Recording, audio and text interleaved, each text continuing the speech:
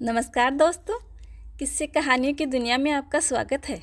आप सुन रहे हैं मुंशी प्रेमचंद की कहानी सदगति। कहानी पसंद आए तो वीडियो को लाइक कीजिए और चैनल को सब्सक्राइब कीजिए। तो आइए सुनते हैं। दुखी चमार द्वार पे झाड़ू लगा रहा था और उसकी पत्नी झुरिया घर को गोबर से लीप रही थी। दोनों अपने अपने काम से फुर्सत पा चुके तो चमारिन ने कहा, तो जाके पंडित बाबा से कहे तो आओ ना, ऐसा न हो वे कहीं चले जाएं। दुखी, हाँ जाता हूँ, लेकिन ये तो सोच बैठेंगे किस चीज़ पर। झुरिया, कहीं से खटिया न मिल जाएगी, ठकुराने से मांग लाना।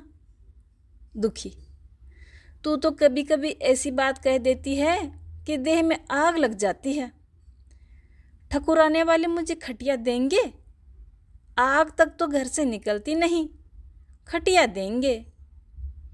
के थाने में जाके एक लोटा पानी मांगू तो न मिले, भला खटिया कौन देगा? हमारे ऊपले सेंठे भूसा लकड़ी थोड़ी है कि जो चाहे उठा ले जाए। ला अपनी खटोली धोके रख दें, गर्मी के तो दिन हैं, उनके आते आते सूख जाएगी।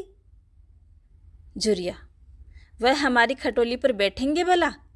देखते नहीं कितने नेम धर्म से रहते हैं।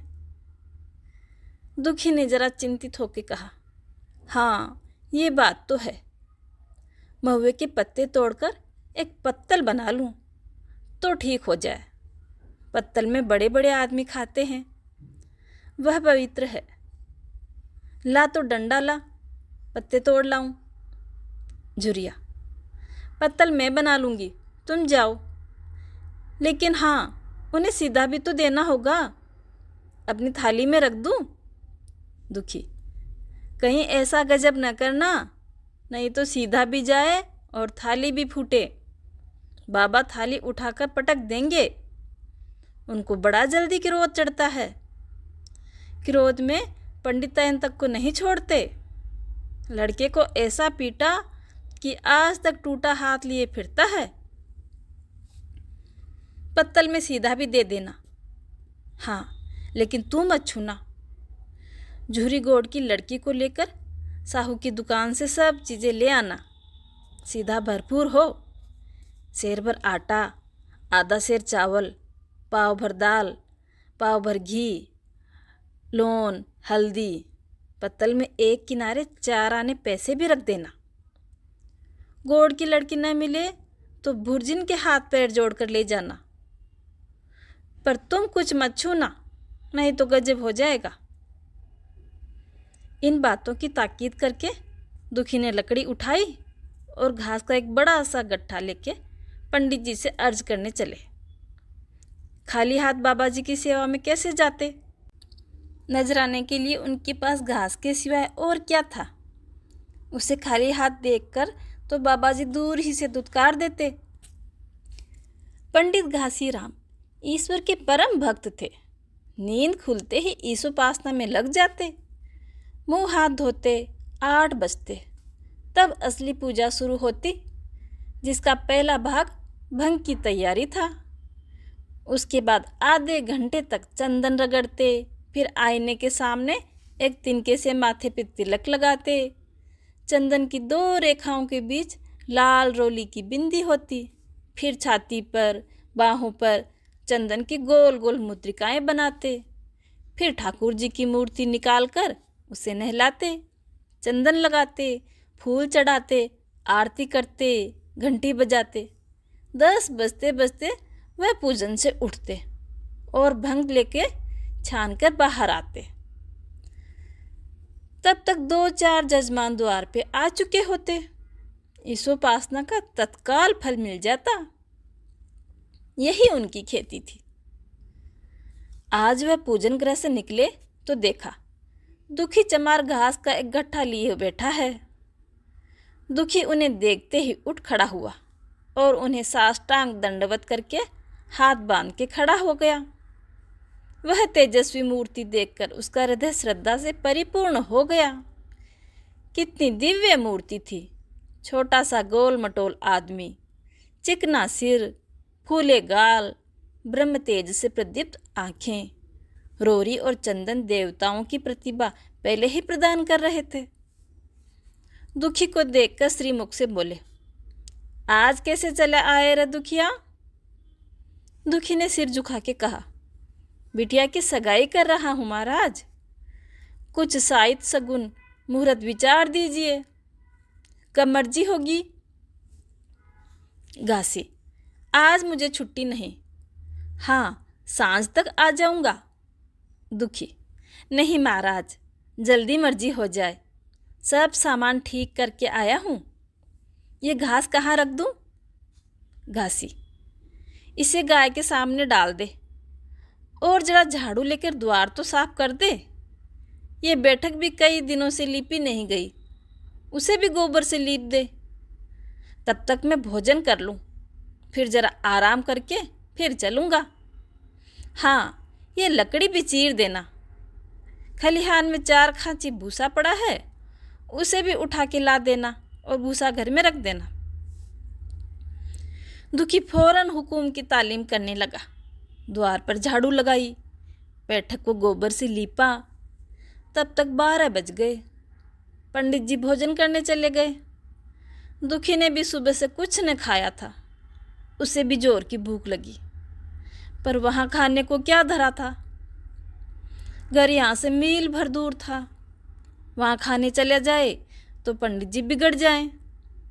बेचारे ने भूख दबाई और लकड़ी फाड़ने लगा।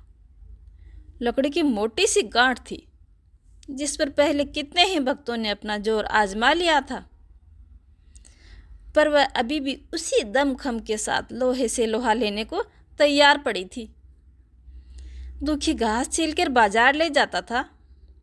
लकड़ी चीरने का उसे अभ्यास न था। घास उसके खुरपे के सामने सिर झुका देती थी। यहाँ कस कस कर लकड़ी का भरपूर वार किया गया, पर गट्ठे पे कुछ असर न आया। कुल्हाड़ी उलट जाती, पसीने में तर हो रहा था, हाँफता था, थक कर बैठ जाता, फिर उठता। आंखों तले अंधेरा हो रहा था, तितलियां उड़ रही थी, फिर भी अपना काम किए जाता था। सिर में चक्कर आ रहे थे। अगर एक चिलम तंबाकू पीने को मिल जाती तो शायद कुछ ताकत आती। उसने सोचा, यहाँ चिलम तंबाकू कहाँ मिलेगी? ब्राह्मणों का मोहल्ला है। ब्राह्मण लोग हम नीच जातों की तरह तंबाकू थोड़े ही पीते हैं। सहसा उसे याद आया कि गांव में एक गोड़ भी रहता है, उसके यहाँ जरूर चिलम तंबाकू होगी। तुरंत उसके घर दौड़ा। खैर, मेहनत सफल हुई। उसने तंबाकू भी दी और चिलम भी दी, पर आग वहाँ न थी। दुखी ने कहा, आग की चिंता न करो भाई, मैं आता हूँ। पंडित जी के घर से मांग लूँगा, वहाँ तो अभी अभी रसोई बनी थी। यह कहता हुआ वह दोनों चीज़ें लेकर चला आया और पंडित जी के घर में बैराठे के द्वार पे खड़ा होकर बोला, मालिक, जरा आग मिल जाए तो चिलम पी लें। पंडित जी भोजन कर रहे थे। पंडिताइन ने पूछा, ये कौन आदमी आग मांग रहा है जी? पंडित, अरे वही ससुरा दुखिया चमार है, कहा है थोड़ी सी लकड़ी चीर दे। आग तो है, दे दो। पंडिताइन ने भवें चढ़ा के कहा, तुम्हें तो जैसे पोथी पत्र के फेर में धर्म कर्म किसी बात की सुधि ही न रही। चमार हो, धोबी हो, पासी हो, मुँह उठाए घर में चले आए। हिंदू का घर न हुआ, कोई सराय हो गई। कह दो चुपचाप चला जाए यहाँ से, नहीं तो इसी लकड़ी से उसका मुंह झुलस दूंगी। आग मांगने चला है।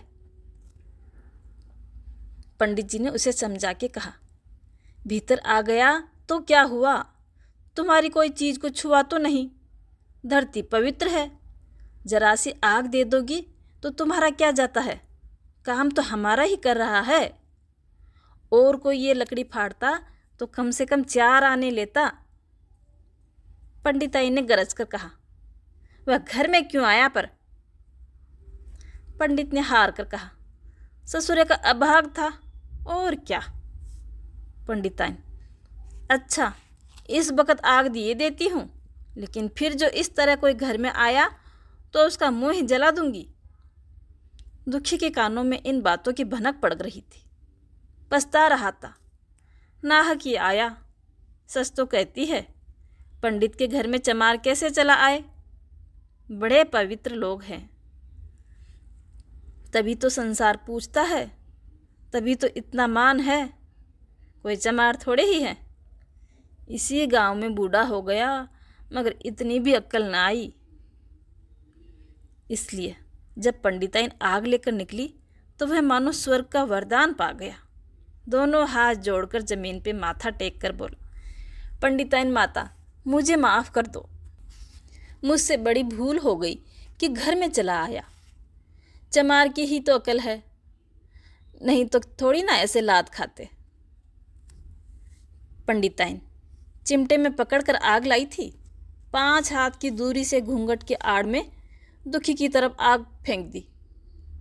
आग की बड़ी सी चिंगारी दुखी के सिर पर पड़ गई। जल्दी से पीछे हटकर सिर को झाड़ने लगा। उसने मन में कहा, यह एक पवित्र ब्राह्मण के घर को अपवित्र करने का फल है। भगवान ने कितना जल्दी फल दे दिया।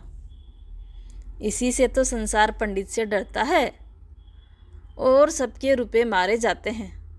ब्राह्मण के रुपए भला कोई मार के तो दिखाए, घर भर का सत्यानाश हो जाए, पांव गल गल के गिरने लगे।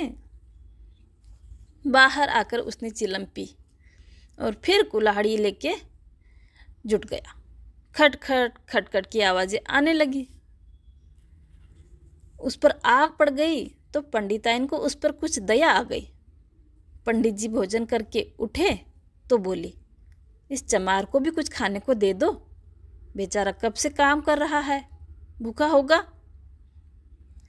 पंडित जी ने इस प्रस्ताव को व्यवहारिक क्षेत्र में समझकर पूछा, रोटियां हैं? पंडिताइन: 2-4 तो बच ही जाएंगी। पंडित: 2-4 रोटियों में क्या होगा, चमार है, कम से कम शेर भर चढ़ा जाएगा। पंडिताइन कानों पे हाथ रखकर बोली, अरे बाप रे, शेर भर? तो फिर रहने दो। पंडित जी ने अब शेर बन के कहा, कुछ भूसी चोकर हो तो आटे में मिलाकर 2 लिट ठोक दो, साले का पेट भर जाएगा। पतली रोटियों से इन नीचों का पेट नहीं भरता, इन्हें तो ज्वार का लिट चाहिए। पंडिताइन ने कहा, अब जाने भी दो, कौन धूप में मरे। दुखी ने चिलम पीकर फिर कुल्हाड़ी संभाली। दम लेने से जरा हाथों में ताकत तो आई थी। कोई आधे घंटे तक फिर कुल्हाड़ी चलाता रहा, फिर बेदम होकर वहीं सिर पकड़ के बैठ गया। इतने में गोड़ आ गया। बोला, क्यों जान देते हो बूढ़े दादा, तुम्हारे फाड़े ये गांठ न फटेगी, नाहक ही हकलान होते हो। दुखी ने माथे का पसीना पोंछकर कहा, अभी गाड़ी पर भूसा ढोना है भाई। गोड़, कुछ खाने को मिला कि काम ही कराना जानते हैं, जाके मांगते क्यों नहीं। दुखी, कैसी बात करते हो भाई, ब्राह्मण की रोटी हमको बचेगी। गोड़, पसने को तो पच जाएगी, पहले मिले तो सही। मूँछों पे ताव देकर भोजन किया और फिर आराम से सोए। तुम्हें लकड़ी फाड़ने का हुक्म दे दिया। जमींदार भी कुछ करवाता है तो खाने को देता है, हाकिम भी बिगाड़ लेता है तो थोड़ी बहुत मजूरी देता है। यह उन सब से भी बढ़कर निकले, ऊपर से धर्मात्मा बनते हैं। दुखी, धीरे धीरे बोलो भाई, कहीं सुन लें तो आफत आ जाए। यह कहकर दुखी फिर संभल पड़ा और कुल्हाड़ी की चोट मारने लगा। गोड़ को उस पर दया आ गई, आकर कुल्हाड़ी उसके हाथ से छीन ली और कोई आधे घंटे खूब कस कस कर कुल्हाड़ी चलाई, पर गांठ में एक दरार भी न पड़ी। तब उसने कुल्हाड़ी फेंक दी और ये कहकर चला गया, तुम्हारे फाड़े ये न फटेगी, चाहे अपनी जान ही बेशक दे दो। दुखी सोचने लगा, बाबा ने एक गांठ कहाँ रख छोड़ी थी कि फाड़ने में ही नहीं फटती, कहीं दरार तक तो पड़े। मैं कब तक इसे चीरता रहूँगा। अभी घर पे 100 काम पड़े हैं। काज परोजन का घर है, एक न एक चीज़ घटी ही रहती है, पर इन्हें इसकी क्या चिंता। चलूँ जब तक भूसा ही उठा लाऊं। कह दूंगा बाबा आज तो लकड़ी नहीं फटी, कल आके फाड़ दूंगा। उसने झोवा उठाया और भूसा ढोने लगा। खलियान यहाँ से 2 फरलांग से कम न था। अगर झोवा खूब भर भर के लाता तो काम जल्दी ख़त्म हो जाता, लेकिन फिर झोवे को उठाने वाला भी तो कोई चाहिए। अकेला भरा हुआ झोवा उससे उठता न था, इसलिए थोड़ा थोड़ा लाता। 4 बजे कहीं भूसा ख़त्म हुआ। पंडित जी की नींद भी खुली। मुँह हाथ धोया, पान खाया और बाहर निकले। देखा तो दुखी जोए पे सिर रखे सोया है। जोर से बोले, अरे दुखिया, तू तो सो रहा है। लकड़ी तो अभी ज्यों की त्यों पड़ी है। इतनी देर तू क्या करता रहा? मुट्ठी पर भूसा ढोने में ही सांझ कर दी क्या? उस पर सो रहा है। उठा ले कुल्हाड़ी और लकड़ी फाड़ डाल। तुझसे जरा सी लकड़ी नहीं फटती, फिर मुहूर्त भी वैसी ही निकलेगी। मुझे दोष मत देना। इसी से कहा जाता है कि नीच के घर में खाने को हुआ और उसकी आंख बदली। दुखी ने फिर कुल्हाड़ी उठाई। जो बातें पहले मन में सोच रखी थी सब भूल गया। पेट पीठ में दसा जा रहा था। आज सवेरे से जलपान भी तो न किया था, अवकाश ही न मिला। उठना भी पहाड़ मालूम होता था बेचारे को। जी डूबा जा रहा था, पर दिल को समझाकर उठा। पंडित है, कहीं मुहूर्त ठीक न बिचारे तो फिर सत्यानाश ही हो जाए। तभी तो संसार में इतना मान है। मुहूर्त का ही तो सब खेल है, जिसे चाहे बिगाड़ दे, जिसे चाहे बना ले। पंडित जी गांठ के पास आके खड़े हो गए और बढ़ावा देने लगे। हाँ, मार कस के, और मार, कस के मार। अबे जोर से मार, तेरे हाथ में जैसे दम ही नहीं। लगा कस के। खड़ा सोचने क्या लगा? हाँ, बस फटी ही जाती है। दे उसी दरार पर और मार। दुखी अपने होश में न था। न जाने कौन सी गुप्त शक्ति उसके हाथों को चलाई जा रही थी। वह थकान, भूख, कमजोरी सब मानो भाग गई। उसे अपने बाहुबल पर स्वयं आश्चर्य हो रहा था। एक एक चोट वज्र की तरह पड़ रही थी। आधे घंटे तक वह इसी तरह उन्माद की दशा में हाथ चलाता रहा, यहाँ तक कि लकड़ी बीच से फट गई और दुखी के हाथ से कुल्हाड़ी छिटक कर गिर पड़ी। इसके साथ ही वह भी चक्कर खा के गिर पड़ा। भूखा प्यासा थका हुआ शरीर जवाब दे गया। पंडित ने पुकारा, उठ के 2-4 हाथ और लगा दे, पतली पतली चेलियां कर दे कि चूल्हे में दी जा सके। दुखी न उठा। उन्होंने फिर उसे दिख करना उचित न समझा। पंडित जी भीतर जाकर बूटी छानी, सोच गए, स्नान किया और पंडिताई बाना पहनकर बाहर निकले। दुखी अभी तक वहीं पड़ा हुआ था। जोर से पुकारा, अरे क्या पड़ा ही रहेगा दुखी? चलो तुम्हारे ही घर चल रहा हूँ।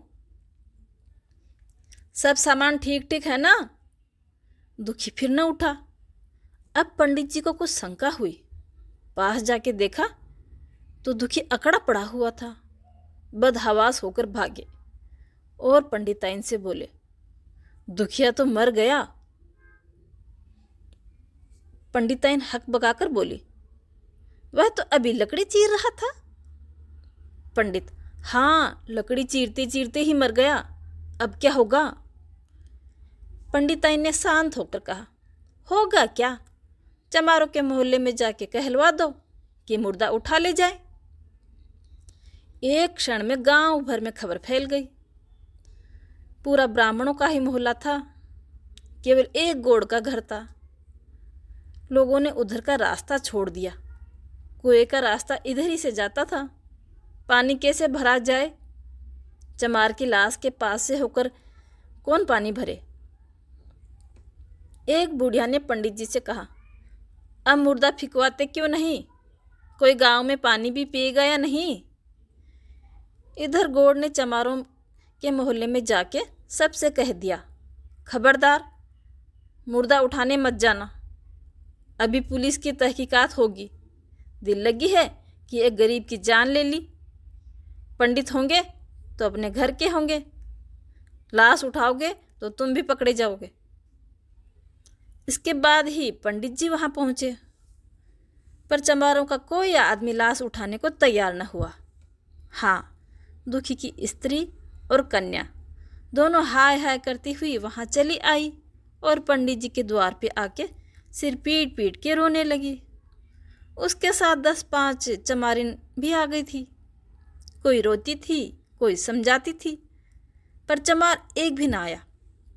पंडित जी ने चमारों को बहुत धमकाया, समझाया, मिन्नत की, पर चमारों के दिल पर पुलिस का जो रोब छाया हुआ था, एक भी न मिनखा। आखिर निराश होकर पंडित जी लौट आए। आधी रात तक रोना पीटना जारी रहा। देवताओं को सोना मुश्किल हो गया, पर लाश उठाने कोई चमार ना आया।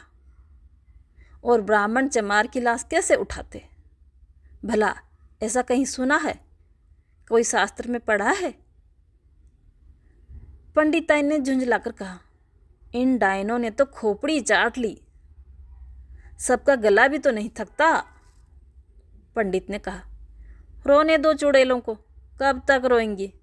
जीता था तो कोई बात ही न पूछता था, मर गया तो कोलाहल मचाने के लिए सबके सब आ पहुंची। पंडिताइन, चमार का रोना मनहूस है जी। पंडित, हाँ, बहुत मनहूस है भाई। पंडिताइन, अभी से ही दुर्गंध उठने लगी है। पंडित, चमार था ससुरा, खाद अघात, किसी पर तो विचार न था, जाने क्या क्या खाते थे। पंडिताइन, इन सबको घिन भी तो नहीं आती। पंडित, भ्रष्ट हैं साले सबके सब।